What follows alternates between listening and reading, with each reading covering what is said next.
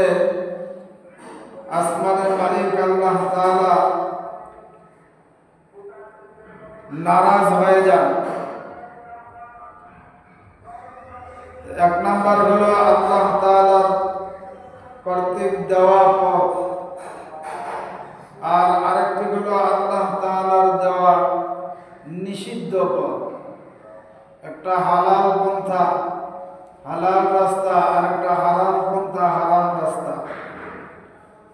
আল্লাহ তাআলা আমাদেরকে দুইটি ক্ষুধার মাধ্যমে পরীক্ষা করতে চান যে আমার বান্দা কি আমার দেওয়া হালাল পথে চলে নাকি হারাম পথে চলে।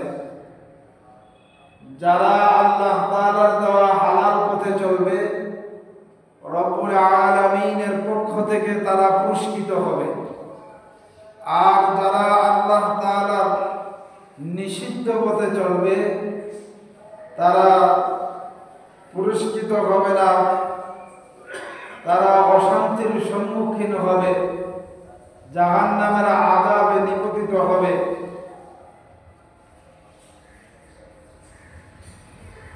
যারা আল্লাহ তাআলার নির্দেশিত হালাল পথে চলবে, আল্লাহ রাব্বুল আলামিন তাদের মনের আশা পূর্ণ করবেন, তাদের মনের চাহিদা পূর্ণ করবেন। অর্থাৎ আল্লাহ তাআলার পক্ষ থেকে জান্নাত পুরস্কৃত হবেন। পক্ষান্তরে যারা হারাম পথে চলবে, তাদের মনের চাহিদা আল্লাহ তাআলা পূরণ করবে না, তাদের চাহিদা পূরণ হবে না, তারা আল্লাহ তাআলার শাস্তির সম্মুখীন হবে। এজন্য সূরা মুমিনুনের মধ্যে আল্লাহ রাব্বুল আলামিন মুমিনের গুণাবলী বলতে যে আল্লাহ তাআলা বলেন, ওয়াল্লাযীনা হুম লিফুরুজিহিম হাফিযুন ইল্লা আলা আজওয়াজিহিম আও মা মালাকাত আইমানুহুম ফাইন্নাহুম গায়রু মালুমিন ফামান ইবতাগা ওয়ারাআ যালিকা ফাউলাইকা হুমুল আদুন। আল্লাহ তাআলা বলেন, যারা তাদের লজ্জা স্থানকে হেফাজত করে, যারা তাদের লজ্জা স্থানকে হেফাজত করে, তবে তাদের স্ত্রী ও দাসীদের মাধ্যমে চাহিদা পূরণ করলে তারা তিরস্কৃত হবে না, নিন্দনীয় হবে না। কিন্তু যারা অন্য কোথাও চাহিদা পূরণ করবে, তারা মূলত আসলে সীমালঙ্ঘন করল, তারা সীমালঙ্ঘনকারী হয়ে গেল। এখানে স্পষ্ট আল্লাহ তাআলার ঘোষণা, মানুষ দুই জায়গায় তাদের জৈবিক চাহিদা পূরণ করে। এক হলো তার হালাল স্ত্রী, আর হলো হালাল দাসী। যদিও দাসীর কথা বিলুপ্ত হয়ে গেছে, এটা বাদ দিয়ে দেন। হালাল স্ত্রীর সাথে যদি জৈবিক চাহিদা পূরণ করে, যৌন চাহিদা পূরণ করে, এটা হবে হালাল পন্থা। আর হালাল স্ত্রী রেখে অন্যত্তরে যদি এটাকে ব্যবহার করে, তাহলে হবে এটা হারাম পন্থা। এক হলো হালাল রাস্তা, আল্লাহ নির্দেশিত পথ, আল্লাহ নির্দেশিত স্থান। আরেক হইল আল্লাহ নিষিদ্ধ স্থান, হারাম পথ, হারাম পন্থা।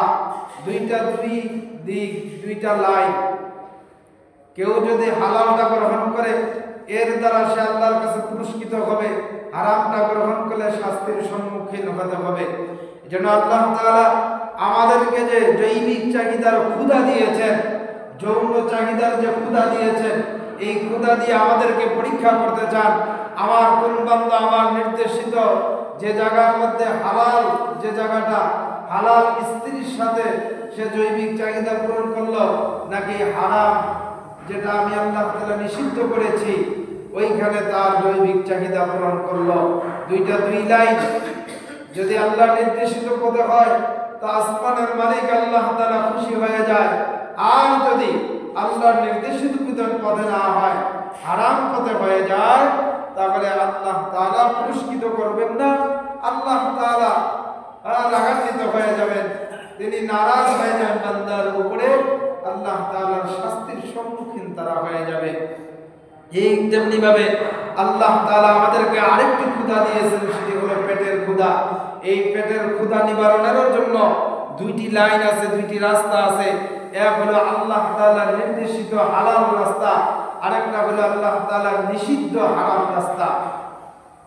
দুইটা দুই পথ, যদি এই ব্যাপারেও কেউ যদি হালাল উপার্জন করে এর দ্বারা সে পুরস্কৃত হবে, আর হারাম উপার্জন করলে এর দ্বারাও সে শাস্তির সম্মুখীন হবে।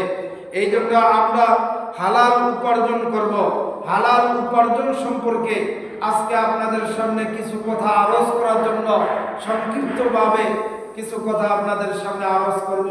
এই কারণেই আয়াত আর হাদিসকে তেলাওয়াত করা, আমার পঠিত আয়াত হাদিসকে সামনে রেখে অতি অল্প সময়ে মুখতাসারভাবে গুরুত্বপূর্ণ কিছু কথা বলার আশা রাখি। আল্লাহ তাআলা আমাদেরকে বর্ণেওয়ালা শুননেওয়ালা সকলকে আমলের নিয়তে বলার শোনার তৌফিক দান করেন, বলেন আমিন। মূলত আসলে রিজিক দাতা একজন, তিনি কে? তিনি হচ্ছেন আমাদের মালিক আল্লাহ। আল্লাহই হচ্ছেন রিজিক দাতা, মানুষ রিজিক দাতা না। মানুষ রিজিক অন্বেষণ করে, মানুষ রিজিক উপার্জনকারী। প্রকৃত রিজিক দাতা হলেন মহান আল্লাহ রাব্বুল আলামিন। তিনি মানুষকে রিজিক দেন, শুধুই মাত্র মানুষকে রিজিক দেন না, আল্লাহ রাব্বুল আলামিন সারা পৃথিবীর মধ্যে যত মাখলুকাত তৈরি করেছেন সমস্ত মাখলুকাতের রিজিকের মালিক হচ্ছেন আল্লাহ। এই ব্যাপারে আল্লাহ রাব্বুল আলামিন কোরআনে কারীমের মধ্যে সূরা হুদের 6 নম্বর আয়াতের মধ্যে বলেন, ওয়ামা মিন দাব্বাতিন ফিল আরদি ইল্লা আলাল্লাহি রিজকুহা। জমিনের মধ্যে বিচরণশীল যত প্রাণী আসে সমস্ত প্রাণীর রিজিকের দায়িত্ব আমি আল্লাহ রাব্বুল আলামিন নিয়েছি, বলেন সুবহানাল্লাহ। জমিনের উপরে যত প্রাণী আছে, সমুদ্রের মধ্যে যত প্রাণী আছে, জলে স্থলে যত ধরনের প্রাণী আছে, ছোট বড় সব প্রাণীর রিজিকের দায়িত্ব আল্লাহ রাব্বুল আলামিন নিয়েছেন। আল্লাহ তাআলা জমিনে রিজিক রেখে দিয়েছেন, আকাশের বৃষ্টির পানির মাধ্যমে রিজিক, পানিতে আল্লাহ তাআলা মাখলুকাতের জন্য রিজিক রেখেছেন, আপনার আমার জন্য রিজিক রেখেছেন। মানুষ জমিনে চাষাবাদ করে রিজিক পেয়ে যায়। জমিনে যখন মানুষ চাষাবাদ করে একটা বীজ বপন করে, এই বীজ থেকে যে গাছটা বের হয়, এই গাছটা মূলত মানুষ বের করে না, এই গাছটা বের করে দেন আপনার আমার মালিক আল্লাহ রাব্বুল আলামিন। আল্লাহই বের করে দেন। এটা কোনো মানুষের ক্ষমতা নাই যে একটা বীজ থেকে সে একটা অঙ্কুর তৈরি বের করে দিবে, একটা গাছ বের করে দিবে।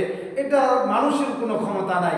মূলত মানুষ শুধুমাত্র একটু মুজাহিদা করে, একটু লাড়াচাড়া করে, একটু মেহনত করে, এই মেহনতের মাধ্যমে আল্লাহ রাব্বুল আলামিন মানুষকে রিজিক দেন। এই জন্য আল্লাহ তাআলা কোরআনে কারীমের মধ্যে বলেন, সূরা ওয়াকিয়া 63 এবং 64 নম্বর আয়াতে আল্লাহ তাআলা বলেছেন, আফারাআইতুম মা তাহরুসুন আনতুম তাজরাউনাহু আম নাহনুজ যারিউন। তোমরা জমিনে যা বপন করো সে ব্যাপারে আমাকে বলো, তোমরা তা অঙ্কুর করো না, মূলত আমি আল্লাহ তাআলাই তোমাদেরকে অঙ্কুরিত করি। তার মানে হলো আমরা যে বীজটা বপন করি এখান থেকে গাছ মূলত আমরা বের করি না, মূলত আল্লাহ রাব্বুল আলামিন এখান থেকে গাছ বের করে দেন। ওই গাছের মধ্যে আমার আপনার জন্য আল্লাহ তাআলা রিজিক রেখে দিয়েছেন, ওখান থেকে আপনাকে আমাকে রিজিক দেওয়া হয়। আর এটা আল্লাহ তাআলার সিস্টেম, এটা আল্লাহ তাআলার নিয়ম, এটাই আল্লাহ তাআলার সিস্টেম, এটাই নিয়ম। এই নিয়ম, এই সিস্টেমেই আপনাকে আমাকে, শুধু আপনাকে আমাকে না, সারা পৃথিবীর সমস্ত মাখলুকাতকে আল্লাহ তাআলা এই একই নিয়মে রিজিক দিচ্ছেন।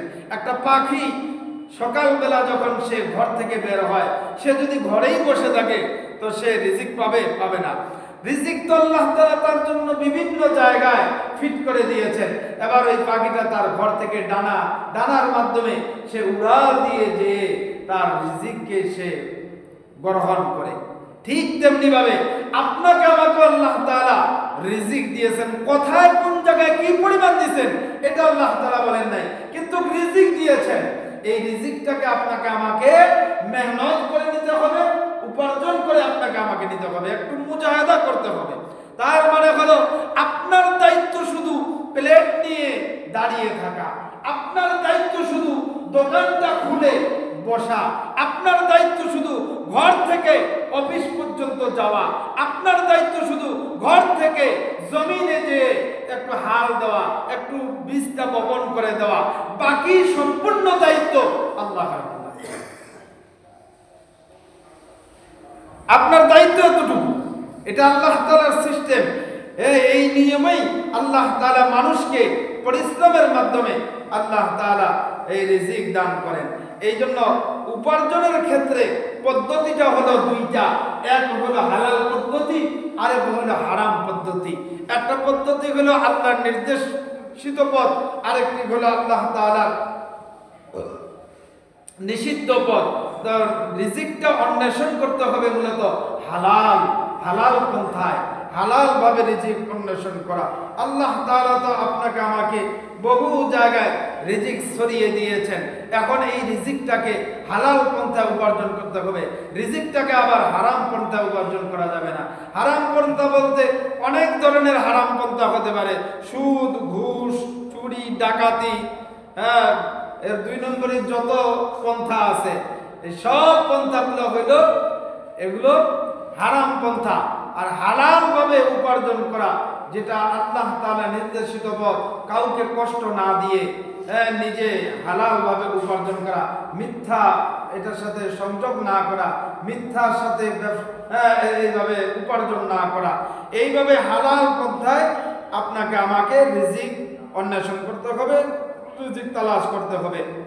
এই ব্যাপারে আল্লাহ তাআলা কোরআনে কারীমের মধ্যে সূরা জুমার 10 নম্বর আয়াত আল্লাহ তাআলা বলেন, ফাইদা কুদিয়াতিস সালাতু ফান্তাশিরু ফিল আরদি ওয়াবতাগু মিন ফাদলিল্লাহ ওয়াযকুরুল্লাহা কাসীরান লাআল্লাকুম তুফলিহুন।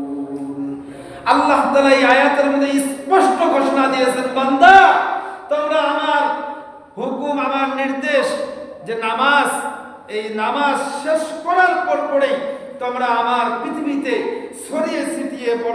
ছড়িয়ে পড়ো এবং আল্লাহ তাআলার অনুগ্রহ সন্ধান করো। অর্থাৎ তোমাদের জন্য যে রিজিক আল্লাহ তাআলা ছড়িয়ে রেখেছেন, এই রিজিক তোমরা অন্বেষণ করো, রিজিক উপার্জন করো, আর আল্লাহকে অধিক রূপে স্মরণ করো যাতে তোমরা সফল হতে পারো। আল্লাহ তাআলাকে অধিক স্মরণ করতে বলেছেন। কেন বলছেন? যে বান্দা রিজিক অন্বেষণ করতে যাইয়া যেহেতু 2টা পথ আছে, একটা হলো হালাল, একটা হারাম।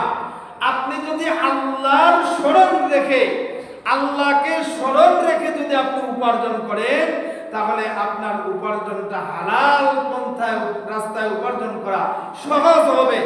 আর যদি আপনার দিলে আল্লাহর স্মরণ না থাকে, জাহান্নামের ভয় যদি দিলে না থাকে, আল্লাহর ভয় দিলে না থাকে, তাহলে কিন্তু হালাল হারাম 2টাই সমান করে ফেলবেন। কোনটা হালাল আর কোনটা হারাম এটা আপনি বাছবিচার করবেন না। এইটা কম্প্রোমাইজ না করে, এটা চিন্তা ভাবনা না করে আপনার সামনে আসলো আর আপনি গ্রহণ করলেন, এটা হালাল হইল না হারাম হইল, এটা কি হালাল পন্থায় আমি উপার্জন করলাম না হারাম পন্থায় উপার্জন করলাম, এটা থেকে আমি কিন্তু বাঁচতে পারবো না। এই জন্য এই আয়াতের মধ্যে আল্লাহ তাআলা রিজিক অন্বেষণের কথা বলার সাথে সাথে পাশাপাশি একই আয়াতের মধ্যে আল্লাহ তাআলার ভয়, আল্লাহ তাআলার আযাবের ভয়, আল্লাহর স্মরণের কথা একই আয়াতের মধ্যে সাবিত করেছেন, একই আয়াতের মধ্যে বর্ণনা করেছেন। না, আল্লাহর ভয় দিলের মধ্যে রেখে হালাল রাস্তায় উপার্জন করতে হবে। অর্থাৎ আল্লাহ তাআলা এখানে আপনাকে আমাকে বুঝাইতে যাচ্ছে, তোমাদের নামাজ শেষ হয়ে গেলে ব্যবসা বাণিজ্য ও তোমাদের চাকরি বাকরি প্রয়োজন পূরণের জন্য ছড়িয়ে পড়ো। তোমাদের যা প্রয়োজন আছে, তোমাদের ক্ষুধার জন্য, আরো ক্ষুধার ব্যাপারে অন্যান্য যে প্রয়োজনগুলো আছে, এই প্রয়োজনগুলো পূরণ করার জন্য তোমরা ছড়িয়ে পড়ো এবং আল্লাহর ফজল তথা তার রিজিক অন্বেষণ করো। আল্লাহর রহমত, আল্লাহর ফজল, আল্লাহর রিজিক অন্বেষণ করো। লক্ষণীয় বিষয় হইল রিজিককে ফজল তথা অনুগ্রহ বলে উল্লেখ করা কেন হলো? এখানে আল্লাহ তাআলা সরাসরি রিজিকই বলে দিতে তো পারতেন, ফজল কথাটা কেন বললেন? এর দ্বারা ইঙ্গিত করা হচ্ছে যে হালাল রিজিক আল্লাহর অনুগ্রহ, হারাম রিজিক আল্লাহ তাআলার অনুগ্রহ নয়। হালাল রিজিক আল্লাহ তাআলার অনুগ্রহে হয়, আর হারাম রিজিক শয়তানের অনুগ্রহ হয়, এটা আল্লাহর অনুগ্রহ হয় না। আমাদের সমাজের মধ্যে একটা কথা প্রচলন আছে, আমরা কিন্তু বলে থাকি যে যা কিছু হয় সব আল্লাহ থেকেই হয়। বলে না, বলি না এরকম? যা কিছু হয় সব আল্লাহ থেকেই হয়। হ্যাঁ, যা কিছু হয় আল্লাহ থেকেই হয়। আল্লাহর হুকুম ছাড়া গাছের একটা পাতাও নড়ে না, এই কথা আমরা বলি, কথাটা সত্য। কিন্তু এর মধ্যে আরো একটা কথা সংযোগ করতে হবে, সেটি হলো ভালো দিক যেগুলা হালাল রাস্তা, যেগুলো ভালো রাস্তার কাজ, যেগুলো ভালো কাজ, এই ভালো কাজগুলো হয় আল্লাহর পক্ষ থেকে। আর খারাপ কাজ যেগুলো মন্দ কাজ, এই মন্দ খারাপ কাজগুলো হয় শয়তানের পক্ষ থেকে। তাহলে হালাল উপার্জন হয় আল্লাহ তাআলার অনুগ্রহে, আর হারাম উপার্জন হয় শয়তানের অনুগ্রহে, এটা আল্লাহর অনুগ্রহে হয় না। অনেকে কিন্তু হারাম পন্থায় সুদের ব্যবসা করে আর মনে মনে ভাবে যে এটা তো আমার তো এটা ব্যবসা, এটা তো আমার রিজিক, আল্লাহ আমাকে এটাতে রিজিক রাখছেন। নাউজুবিল্লাহ, আপনাকে আল্লাহ এটাকে রিজিক রাখছেন? সুদকে তো আল্লাহ হারাম করে দিয়েছেন, ব্যবসাকে আল্লাহ তাআলা হালাল করেছেন। যেটা হালাল এইটা করে না, হারামটাকে গ্রহণ করে সে হালাল বলে চালিয়ে দিতে চায়। আমার ভাইরা, যারা হারামটাকে হালাল বলে আর যারা হালালটাকে হারাম বলে, হারামটাকে হালাল বলে, সাথে সাথে এদের ঈমান নষ্ট হয়ে যায়, ঈমান চলে যায়, এদের ঈমান থাকে না। এরা যদিও সমাজের মধ্যে ঈদ আসলে গরু জবাই করে কুরবানি দেয়, বড় বড় গরু কিনে এইভাবে কুরবানি দেয়, যদিও এরা সমাজের মধ্যে দেখা যায় অনেক চাকচিক্য, অনেক উপরে উঠে যাচ্ছে, অনেক সম্পদের মালিক হয়ে গেছে, এরপরও এরা সমাজে মুসলিম দাবি করলে কি হবে? আসমানের মালিক আল্লাহ তাআলার কাছে এরা মুসলিম না, এরা মুমিন না, এরা মুসলমান না, এরা মানুষের রক্ত চুষা, এরা মানুষের রক্ত চুষে খায়। রাসূল করিম সাল্লাল্লাহু আলাইহি ওয়াসাল্লাম মিরাজে যাওয়ার পরে সুদখোরদের আযাবের বর্ণনা, আযাবের দৃশ্য চিত্র আল্লাহ রাসূলকে দেখানো হয়েছে। এরা মানুষের এইভাবে রক্ত যে চুষে খেয়েছিল দুনিয়াতে, এরকম রক্তের বন্যায় তারা হাবুডাবু খাচ্ছে, পচা রক্তের বন্যায় তারা হাবুডাবু খাইতেছে। আল্লাহ রাসূল সাল্লাল্লাহু আলাইহি ওয়াসাল্লাম জিবরাইলকে জিজ্ঞাসা করেছিলেন যে ভাই জিবরাইল, এরা কারা?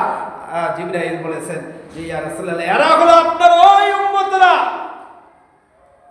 যারা আল্লাহ তাআলা সুদকে হারাম করেছেন, এরপরও তারা সম্পদকে কাজে লাগিয়ে তারা সুদি ব্যবসা করে তারা সম্পদ বাড়িয়েছিল, সুদের মাধ্যমে আপনার উম্মতদের রক্ত চুষে খেয়েছে। ঠিক তেমনি ভাবে এই কারণেই এদের এই ধরনের আযাব হচ্ছে। এই আযাব কিয়ামতের আগ পর্যন্ত হতে থাকবে। বলবেন যে হুজুর, যারা সুদি ব্যবসা করে এরা আবার মানুষের রক্ত কিভাবে চুষে খায়? এই পৃথিবীর মধ্যে, আমাদের দেশের মধ্যে অনেক এর নজির আছে, এর প্রমাণ আছে। অনেকে এই ধরনের সুদের উপরে টাকা নিতে যাইয়া নিজের সয় সম্পদ, দোকান, ব্যবসা, বাণিজ্য, ঘর বাড়ি সব নিঃস্ব হয়ে গেছে, রাস্তার ফকির হয়ে গেছে। কি বলেন? বুঝছে না? সুদ দেওয়ার কারণে আসল এটা রয়ে গেছে, খালি সুদ দেয়, প্রতি মাসে খালি সুদ দিতে হয়, দিতে দিতে দিতে দিতে আসল রয়ে গেছে, তার সব কিছু শেষ হয়ে গেছে, নিজের ভিটা বাড়িটা পর্যন্ত নাই, রাস্তার ফকির হয়ে গেছে। এর বিপরীত আল্লাহ রাব্বুল আলামিন কর্জে হাসানার কথা বলেছেন, বান্দাকে কর্জে হাসানা দিতে বলেছেন, আওলাদ দিতে বলেছেন। বাংলা যেটা আমরা বলি যে আমাকে একটু ধার দেন, এই ধার দিতে বলেছেন। এখন আবার পরিবেশটা অন্যরকম হয়ে গেছে। আপনি যদি ধার দেন, আজকে যদি ধার দিছেন, 5 দিনের কথা বলে আপনার কাছ থেকে নিছে, এবার 5 দিনের পর আর আপনার সাথে সাক্ষাৎ করে না, ওই রাস্তা দিয়ে আর যায়ই না, চলেই না, ফোন দিতে দিতে হাফসে যান, এরকম অবস্থা কিন্তু করে আবার চলবে না। এই জন্য মুমিনের গুণ হলো তারা কখনো মুনাফিকি করবে না। মুমিনের একটা গুণ হলো তারা মুনাফিকি করবে না, সদা সর্বদা হকের উপরে থাকবে, সত্যের উপরে থাকবে। আমার ভাইরা, আলোচনা অন্যদিকে চলে গেল। রিজিক বলতেছিলাম যে 2টা পন্থা আছে, এক হলো হালাল রাস্তা আর একটা হলো হারাম রাস্তা। একটা হালাল পন্থা আর একটা হারাম পন্থা। হালাল পন্থায় যদি রিজিক উপার্জন করি তাহলে এটা হবে আল্লাহ তাআলার নির্দেশিত পথ, আল্লাহ তাআলার অনুগ্রহে উপার্জনটা হবে। আর যদি হারাম পথে উপার্জন করি তাহলে এটা হবে আল্লাহ তাআলার নিষিদ্ধ পথ, শয়তানের দেখায় দেওয়া পথ, শয়তানের কাছ থেকে এই পথটা আসে, হারাম পথ, হারাম পথে উপার্জন করে, এটা শয়তানের উপার্জন। এই জন্য আল্লাহ তাআলা রিজিক উন্মেষণ করার কথাটা বলতে যে ফজল শব্দ ব্যবহার করেছেন, তার মানে হইল হালাল উপার্জন করলেন তো এটা আল্লাহ তাআলার নির্দেশিত পথে উপার্জন করলেন, এটা আল্লাহ তাআলার অনুগ্রহে আপনি উপার্জন করলেন। আর হারাম পথে যদি উপার্জন হয় এটা আল্লাহ তাআলার নিষিদ্ধ পথে উপার্জন হলো, শয়তানের অনুগ্রহে উপার্জন। এই জন্য আমরা হালাল পথে উপার্জন করব। নামাজ, রোজা, হজ, যাকাত যত কিছু আছে এগুলো সব কিছুকে যদি আপনি আমি ঠিক রাখতে চাই তাহলে উপার্জন হালাল হতে হবে। আল্লাহ তাআলার কাছে ইবাদত কবুল হওয়ার মূল শর্ত যেটা, প্রথম শর্ত, 1 নম্বর শর্ত, সেটা হলো উপার্জন হালাল হতে হবে। আপনার পেটের ক্ষুধা নিবারণ করবেন যেই খাদ্য দিয়ে, এই খাদ্যটা হালাল হতে হবে। আর এই হালাল খাদ্য দিয়ে যদি বান্দা ইবাদত করে তখন ইবাদতের মধ্যে একটা আলাদা স্বাদ চলে আসে, ইবাদত করার একটা শক্তি, আলাদা একটা শক্তি চলে আসে। এই জন্য হালাল উপার্জন করা, হারাম উপার্জন না করা। যদি হালাল উপার্জন না করতে পারি, হারাম উপার্জন করি, তাহলে আমার নামাজ, আমার রোজা, আমার হজ, আমার কোরআন তেলাওয়াত, আমার জিকির, আমার ইমামতি, আমার খতিবগিরি, আমার মুয়াজ্জিনগিরি, আমার মসজিদের খাদেমগিরি, ক্যাশিয়ারগিরি, সেক্রেটারিগিরি, সভাপতিগিরি, আমার যত গিরি আছে, নেতাগিরি, খেতাগিরি, যা গিরি আছে সব গিরি শেষ, একটাও আল্লাহর কাছে কবুল হবে না। তাহলে এটা কি নরমাল জিনিস নাকি? নরমাল জিনিস? এটা নরমাল বিষয়? এই বিষয়টা তো এত নরমাল না, আমরা কিন্তু নরমাল নিয়ে নিয়েছি, আমরা কোনো কিছু মনে করি না, যা সামনে আসে খালি নেই আর পকেটে যা। এটা হালাল হলো না হারাম হলো দেখার দরকার নেই। আমি হারাম পন্থায় লক্ষ কোটি কোটি টাকা যদি দান করি, মসজিদ মাদ্রাসা শত শত যদি বানিয়ে দেই, দান করতে করতে গোটা পৃথিবী যদি ভরে ফেলায় দেই, এরপরও একটি কানা করি টাকা আল্লাহর কাছে কবুল হবে না। আমাদের সমাজের মধ্যে আমরা তো মনে করি যে এরকম হারাম পন্থায় উপার্জন করে দান করছে তাকে কি দানবীর, অনেক টাকা দান করে, কত প্রশংসা তার চেয়ারটাকে সামনে আগায় দেই, তাকে আগে বসায় দিই, তার সম্মানটাই ভিন্ন। অথচ এটা কিন্তু জানি যে তার উপার্জনটা কিন্তু হারাম, হালাল না। তার উপার্জনটা হয়তোবা 80% হালাল হলে 10% হারাম। আচ্ছা বলেন তো, 1 গ্লাস দুধের মধ্যে অথবা 1 বালতি দুধের মধ্যে এই সামান্য 1 ফোঁটা যদি প্রসাব ঢেলে দেন, ওই দুধটাকে হালাল থাকে, খাবেন আপনি? কেন খাবেন না? ওটা তো হারাম হয়ে গেছে। 1 ফোঁটা হারাম থাকার কারণে, হারাম পড়ার কারণে পুরো দুধটাই হালাল ছিল, ওটা হারাম হয়ে গেছে। আপনার 80% আপনার উপার্জন হালাল, 10% হারাম, তো ওই পুরা 10% 100%ই আপনার হারাম, 100% আপনার হারাম হয়ে গেছে।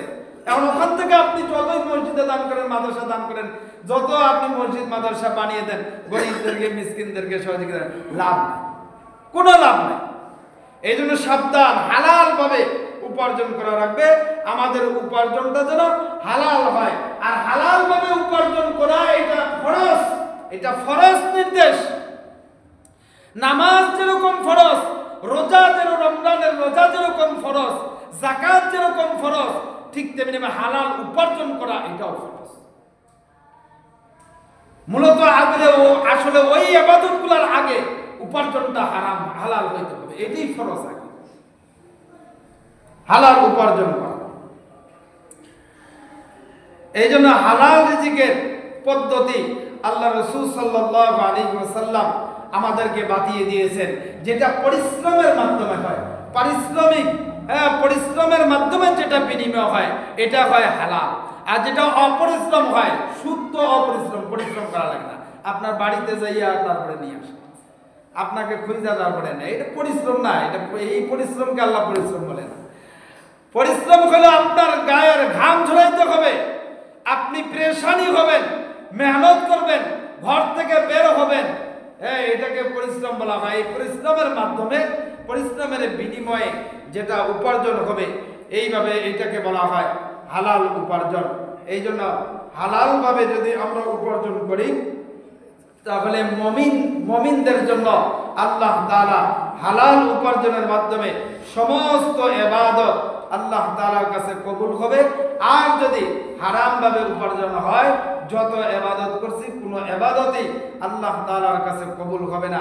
এই জন্য আল্লাহ রাব্বুল আলামিন আমাদেরকে হালালটা গ্রহণ করতে বলেছেন, হারামটাকে বর্জন করতে বলেছেন। সূরা মুমিনুনের 51 নম্বর আয়াত আল্লাহ তাআলা স্পষ্ট বলেন, ইয়া আইয়ুহার রাসূল কুলু মিন তাইয়্যিবাতি ওয়া'মালু সালিহা ইন্নী বিমা তা'মালুনা আলিম। আল্লাহ রাসূল সাল্লাল্লাহু আলাইহি ওয়াসাল্লামকে আল্লাহ তাআলা বলেন, ইয়া আইয়ুহার রাসূল, হে রাসূল, পবিত্র বস্তু কুলু মিন তাইয়্যিবাত, পবিত্র বস্তু এটা আহার করুন, এটাকে গ্রহণ করুন এবং সৎ কাজ করুন। আপনারা যা করেন সে বিনিময় আল্লাহ তাআলা বলেন যে আমি আল্লাহ তাআলা জানি, আমি আল্লাহ তাআলা দেখি, এটা আমার কাছে খবর আছে। আমরা যাই করি, যে কাজই করি, হালাল পন্থা উপার্জন করি আর হারাম পন্থা উপার্জন করি, দুনিয়ার কেউ না জানলেও একজন জানেন, তিনি হচ্ছেন আপনার আমার মালিক আল্লাহ। আল্লাহ সব কিছুই জানেন। দেখেন, যেই দিন আল্লাহ তাআলা ধরবেন, পুঙ্খানুপুঙ্খানু হিসাব নেবেন। আলহাকুমুত তাকাসুর হাত্তা যুরতুমুল মাকাবির কাল্লা সাওফা তা'লামুনা সুম্মা কাল্লা সাওফা তা'লামুন সুম্মা লা তুসআলুন্না ইয়াওমাইযিন আনিন নাঈম। এই সূরার শেষের আয়াত।